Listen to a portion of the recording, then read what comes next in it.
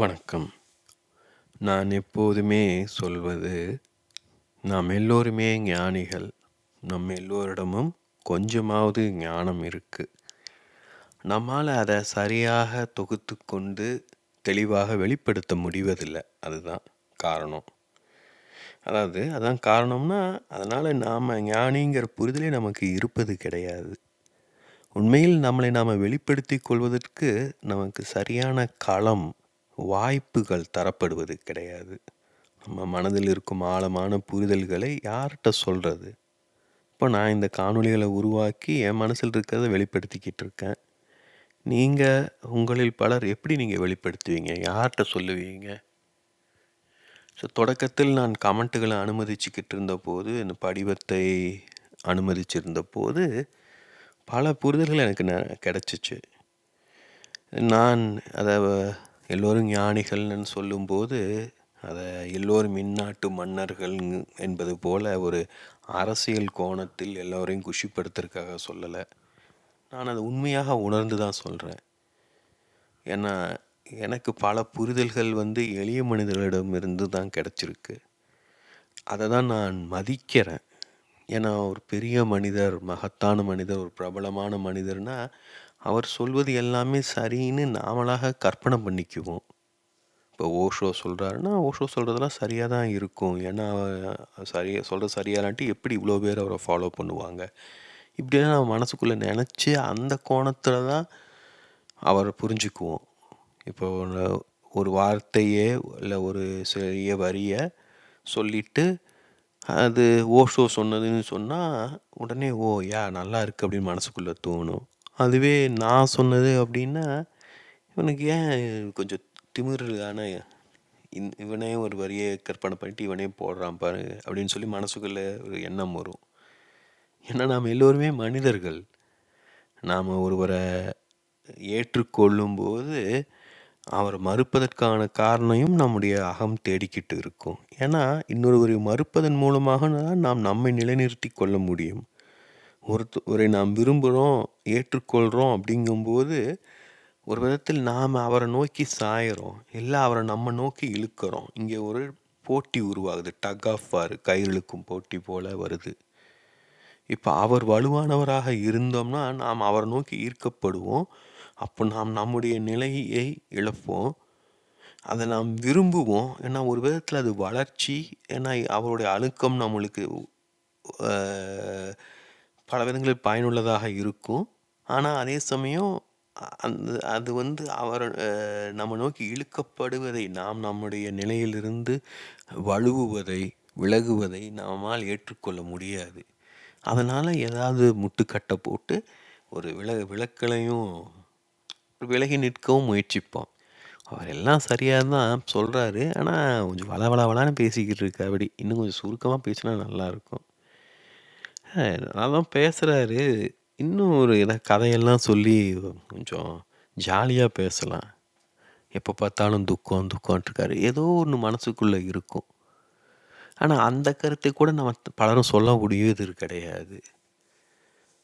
அதுதான் பிரச்சனையே. அதெல்லாம் வெளிப்படுத்த தொடங்கணும் அப்படின்னா நம்மளுக்குள்ள ஒரு தெளிவு கிடைக்கும். அதே சமயம் நம்ம ரொம்ப வெளிப்படுத்திக்கிட்டு இருந்தாலும் ஒரு கச்சிதம் இருக்காது. வளவளா கொலவலானும் போயிட்டுருக்கும். அது ஒரு அதுதான் சொல்லுவேன் நான். வாழ்க்கை என்பது ஒரு கலை, வாழுவது என்பதே ஒரு கலை.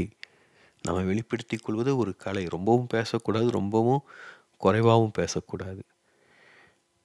இப்போது நான் திருப்பியும் சொல்வது என்னென்னா, அந்த கமெண்ட் போட்டிருந்த காலத்தில் நீங்கள்லாம் கொடுத்த அந்த கமெண்ட்டுகள் மூலமாக நான் நிறைய கற்றுக்கொண்டேன், நிறைய தெரிந்து கொண்டேன், என்னை நான் மீட்டெடுத்து கொண்டேன். ஸோ அதை வச்சு தான் நான் சொல்கிறேன். நம்ம எல்லோரிடமும் ஞானம் இருக்குது. உங்களில் சிலர் அதை நன்றாகவே துல்லியமாகவே வெளிப்படுத்திக்கிட்டீங்க. அது எனக்கும் ரொம்ப பயனுள்ளதாக இருந்தது. இப்போது அதில் ஒரு வரி தான் நான் இங்கே கொடுக்க போகிறேன். பயமும் நாமே. நான் ஸ்தம்பிச்சிட்டேன் இந்த வரிகளை படித்த உடனே. ஸோ சில சமயம் நான் முன்னாடியே சொன்னது போல் நம்ம நிறைய பேசணும்னு வச்சுக்கோங்களேன், ஒரு நீர்த்து போயிடும் நம்முடைய புரிதல் ஒரு கச்சிதமாக இருக்காது. ஸோ சில சமயம் நமக்கு பேசுவதற்கு வாய்ப்பே கிடைக்கல அப்படிங்கும்போது உள்ளுக்குள்ளே வச்சு பூட்டி பூட்டி பூட்டி பூட்டி வச்சு அதை மெருகேற்றிக்கிட்டே இருப்போம். கொஞ்சம் கவனிச்சிங்கன்னா சினிமாவில் பொறுத்த வரைக்கும் புகழ்பெற்ற நடிகர்கள், குறிப்பாக இயக்குனர்கள், இல்லை இசையமைப்பாளர்கள், பெரும்பாலும் இயக்குனர்களை கவனிச்சிங்கன்னா அவங்களுடைய முதல் படம் பயங்கர ஹிட்டாக இருக்கும். அப்புறம் 2வது படம் பார்த்தீங்கன்னா பெரும்பாலும் ஃபெயிலியராக இருக்கும். இல்லைன்னா ஓரளவு டீசென்ட் ஹிட்டாக இருக்கும். ரொம்ப குறைவான இயக்குனர்கள் தான் 2வது படம் முதல் படத்தோட ஹிட்டாக கொடுப்பாங்க. கொஞ்சம் நீங்கள் கவனித்து பாருங்கள். உங்களுக்கு சில நல்ல உதாரணங்கள் நீங்களே கண்டுபிடிக்க முடியும். ஏன்னு யோசிச்சு பாருங்கள். ஏன்னா முதல் படத்துக்கான வாய்ப்பு கிடைக்கிறதுக்கு ரொம்ப நாள் ஆகும். அது சின்ன வயசுலேருந்தே அவங்க அந்த ஒரு கதையை போட்டு மனசுக்குள்ளே போட்டுக்கிட்டே இருப்பாங்க. அது மெருகேறிக்கிட்டே இருக்கும், செம்மையாயிட்டே இருக்கும். அப்போது அதை அவங்க முழுமையாக அவங்க உத்வேகத்தோடு வெளிப்படுத்தி கொள்ள முடியும். வாய்ப்பு கிடைச்சதுன்னா அப்படியே பயங்கர ட்ராமாட்டிக்காக கதை சொல்ல முடியும். ஏன்னா எல்லாமே அவங்க மனசில் தயாராக இருக்கும் இல்லையா? அப்போது அதனால் அந்த படம் அவங்க உயிரை கொடுத்து உழைப்பாங்க. முதல் படம் நல்லா ஹிட் ஆகணும்னு சொல்லிட்டு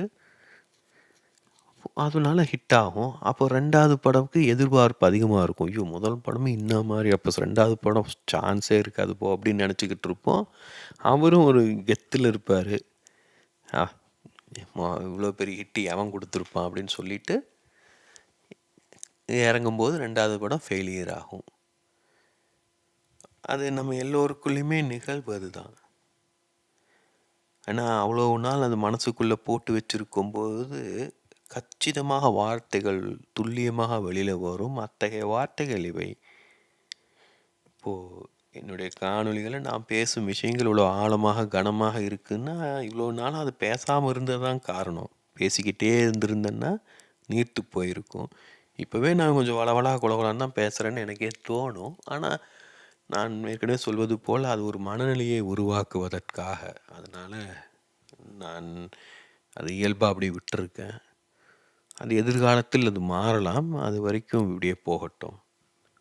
இப்போ நான் இங்கே சொல்ல வருவது என்ன அப்படின்னா, இந்த வரிகளை கவனியுங்க, வார்த்தைகளை கவனியுங்க. இதை ஏன் முக்கியமான வார்த்தை என்னன்னு சொல்கிறேன் அப்படின்னா, கார்ல் யுங்கோட ஒரு முக்கியமான ஒரு மேற்கோள் இருக்குது. எங்கு பயம் இருக்கிறதோ அங்கு தான் நம் வேலை இருக்கிறது. இப்போ பயம் இருக்குது அப்படின்னா அந்த இடத்துல நாம் ஏதோ புரிஞ்சிக்காத ஒன்று இருக்குது. ஒரு வீட்டில் ஒரு ரூமுக்குள்ளே போகிறதுக்கு பயப்படுறோம் அப்படின்னா என்ன அர்த்தம்? அந்த வீடு நம்ம கட்டுப்பாட்டுக்குள்ளே இல்லைன்னு அர்த்தம். ஸோ என்றைக்காவது நம்ம அதை எதிர்கொண்டே ஆகணும். இன்றைக்கி இல்லாட்டியும் நாளைக்கோ, அடுத்த வருஷமோ, 10 வருஷம் கழிச்சோ, இல்லை நாம் மறந்ததுக்கப்புறம் வேறு யாராவது எதிர்கொண்டு ஆகணும். எப்போ அதை செய்ய போகிறோம்? அது வீடுனா ஓகே. நம்முடைய அகத்துக்குள்ளே எங்கேயாவது பயம் இருந்ததுன்னா அதை நம்ம எதிர்கொண்டால் தான் நாம் ஒரு முழுமையாக உணர்வோம், ஒரு தைரியமாக உணர்வோம், வாழ்க்கையை எதிர்கொள்வோம். இல்லைன்னா அந்த அதுக்குள்ளே என்ன இருக்கோன்னு பயந்துக்கிட்டே வாழ்ந்துட்டுருப்போம்.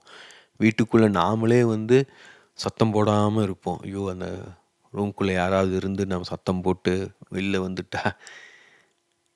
ஸோ அந்த பயம் இருக்கும் இடத்தில் தான் நம் வேலை இருக்கிறது. ரொம்ப அருமையான வரி.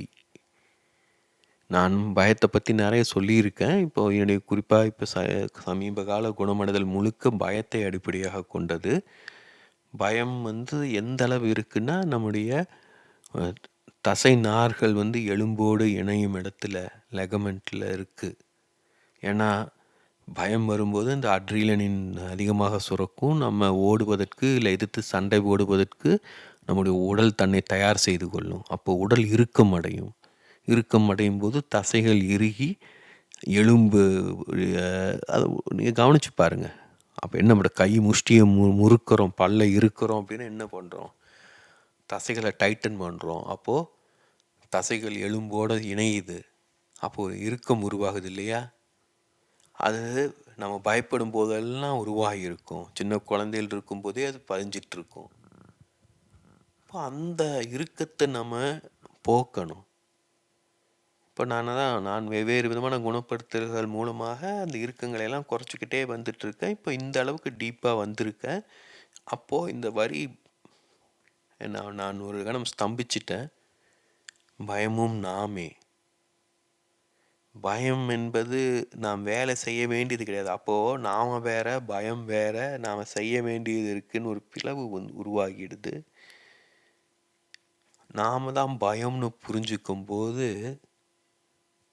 அது ஒரு ஒரு ஒரு ஆழமான புரிதலை தருது. அது இதுதான் சொல்கிறேன், இந்த புரிதலெல்லாம் உடலில் நம்ம உணரணும்.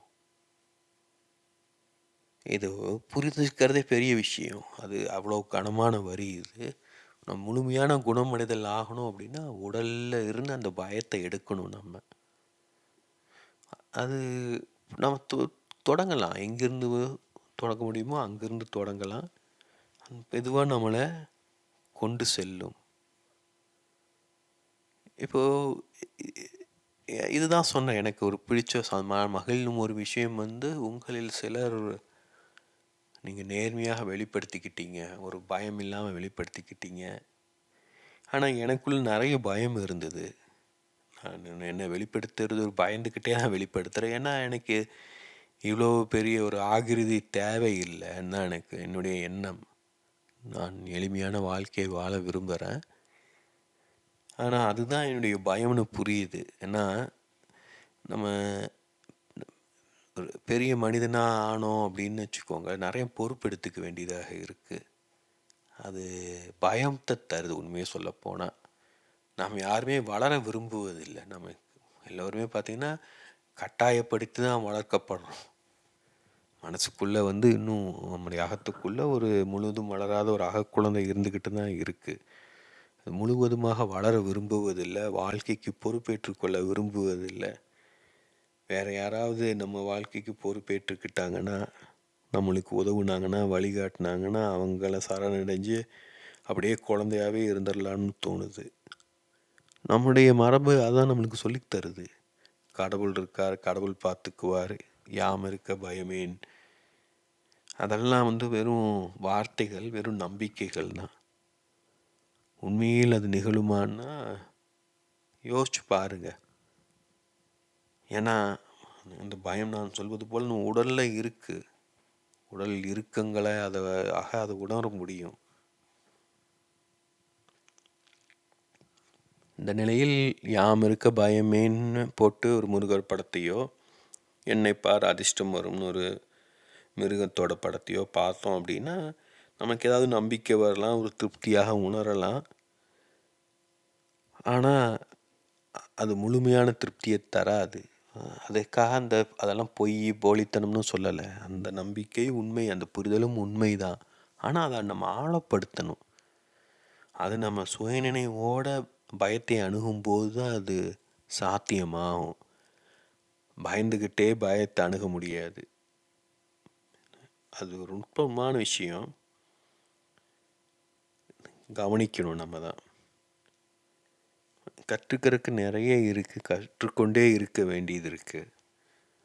நம்ம கற்றுக்கொண்டே இருக்கும்போது பயம் நம்மை அண்டாது. ஏன்னா அப்போ நம்ம முன்னகர்ந்து கொண்டே இருப்போம். நாம் தேங்கி போகும்போது தான் பயம் உருவாகும். பயம் ஒரு நிலையான இடத்துல தான் அது சாத்தியமாகும். யோசிச்சு பாருங்கள், ஒரு வீட்டுக்குள்ளே ஒரு அறைக்குள்ளே யாருமே போகலை அப்படிங்கும்போது தான் அங்கே பயம் இருக்கும். இப்போ எல்லோருமே புழங்கி கொண்டு இருக்கும் ஒரு இடத்துல பயம் குறைவாக தான் இருக்கும். இப்போ நம்முடைய அகத்துக்குள் நாம் புழங்காமல் அதுக்குள்ளே என்ன இருக்குன்னே கவனிக்காமல் இருந்தோன்னா ஒரு பயம் இருந்துக்கிட்டே இருக்கும். அது எல்லோராலையும் உள்ளே போய் பார்க்கவும் முடியாது. ஏன்னா உள்ளுக்குள்ளே என்ன இருக்குமோ, அது எந்த அளவு வலிக்குமோ அப்படின்னு ஒரு கேள்வியும் சந்தேகமும் இருக்கும். அதற்குத்தான் இந்த வரிகள் எல்லாமே. இதை எவ்வளோ நுட்பமாக உள்வாங்கிக் கொள்ள முடியுமோ உள்வாங்கிக் கொள்ளுங்க. ரொம்ப ஆழமான வரிகள். நம்ம எல்லோரிடமும் இத்தகைய புரிதல் இருக்குது. நாம் தான் அதை நுட்பமாக கவனித்து உள்வாங்கிக் கொள்ளணும், அதை வெளிப்படுத்த கற்றுக்கொள்ளணும். ஏன்னா நம் வாழ்க்கை நம் தேர்வு, நம் வாழ்க்கை நம் பொறுப்பு.